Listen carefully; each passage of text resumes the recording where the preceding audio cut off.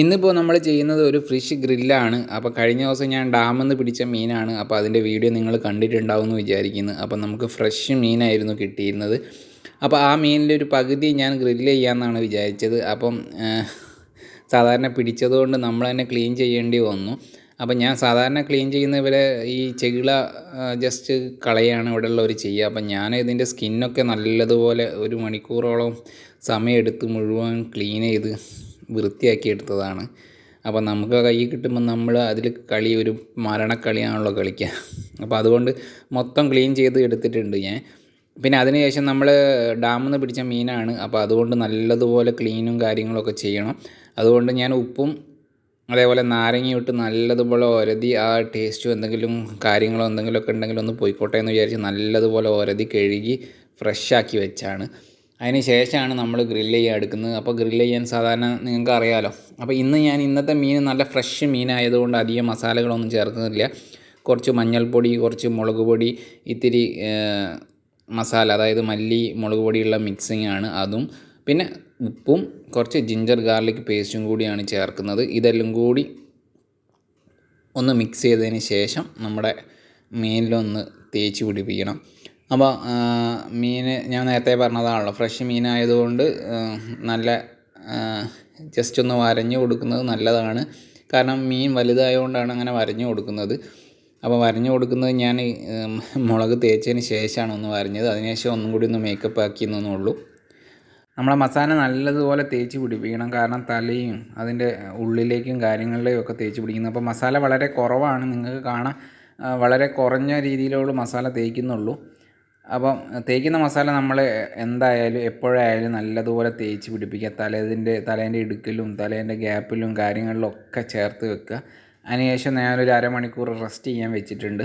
അതിനുശേഷമാണ് ഞാനിത് ഗ്രില്ല് ചെയ്യാൻ വേണ്ടി ഉപയോഗിക്കുന്നത്. പക്ഷേ ഗ്രില്ല് ചെയ്യാനൊരു കുഴപ്പം എന്താണെന്ന് വെച്ചാൽ ഇത്രയും വലിയ ഫിഷ് ആയതുകൊണ്ട് നമുക്ക് ഗ്രില്ലറിൽ കയറില്ല. ചെറിയ ഗ്രില്ലാണ് എൻ്റേത്. അപ്പോൾ അതുകൊണ്ട് പകുതി ഗ്രില്ല് ചെയ്യാമെന്ന് വിചാരിക്കുന്നത്, പകുതി പൊരിച്ച് കഴിക്കാമെന്നും വിചാരിക്കുന്നുണ്ട്. അപ്പോൾ പൊരിച്ച് കഴിക്കുന്ന വീഡിയോ നമ്മൾ ഇടുന്നില്ല. അപ്പോൾ ഗ്രില്ല് ചെയ്യാനുള്ള പാർട്സ് നമ്മൾ തലയും കൂടിയുള്ള ഭാഗമാണ് നമ്മൾ ഗ്രില്ല് ചെയ്യാൻ ഉപയോഗിക്കുന്നത്. നേരത്തെ പറഞ്ഞ പോലെ മാക്സിമം നമ്മൾ കൂടുതൽ നേരം നമ്മളിത് മസാല തേച്ച് പിടിപ്പിക്കുന്ന അത്രയും ടേസ്റ്റും കാര്യങ്ങളും നമുക്ക് കിട്ടും.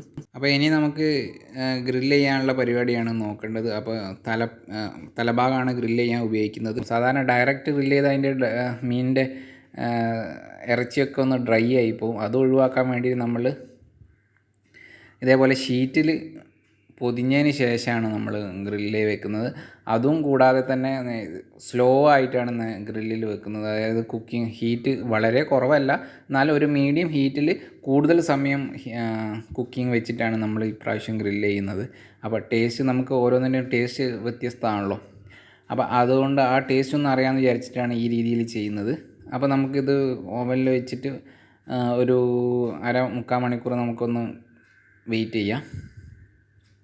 നേരത്തെ പറഞ്ഞ പോലെ ഞാൻ അധികം അതായത് ഹീറ്റ് കൂടുതൽ, അതായത് ടെമ്പറേച്ചർ കൂടുതലായിട്ട് ഇടുന്നില്ല. ഒരു 150-160 ഡിഗ്രി സെൽഷ്യസിലാണ് വെക്കുന്നത്. അപ്പോൾ തുടക്കത്തിലൊരു 30 മിനിറ്റ് ഞാൻ കുക്കിങ്ങിന് ഇടുന്നുണ്ട്. അപ്പോൾ അതിന് ശേഷം വീണ്ടും ഞാൻ വീണ്ടും മൊത്തം ഒരു 50 മിനിറ്റോളം ചെയ്യുന്നുണ്ട്. അതിന് ശേഷമാണ് ഞാൻ ഇതിപ്പോൾ പുറത്തേക്ക് എടുത്തത്. അതിന് ശേഷം പെട്ടെന്നൊന്നും തുറന്നിട്ടില്ല, ചൂടൊക്കെ ഒന്ന് താഴ്ന്നതിന് ശേഷം. കാരണം കുറച്ചും കൂടി വേവാനുണ്ടെങ്കിൽ ഈ ആവിയിൽ കിടന്ന് ഒന്നും കൂടി വേവും. അപ്പോൾ നമ്മുടെ ഫൈനൽ പ്രൊഡക്റ്റ് ഇപ്പോൾ വന്നിട്ടുണ്ട്.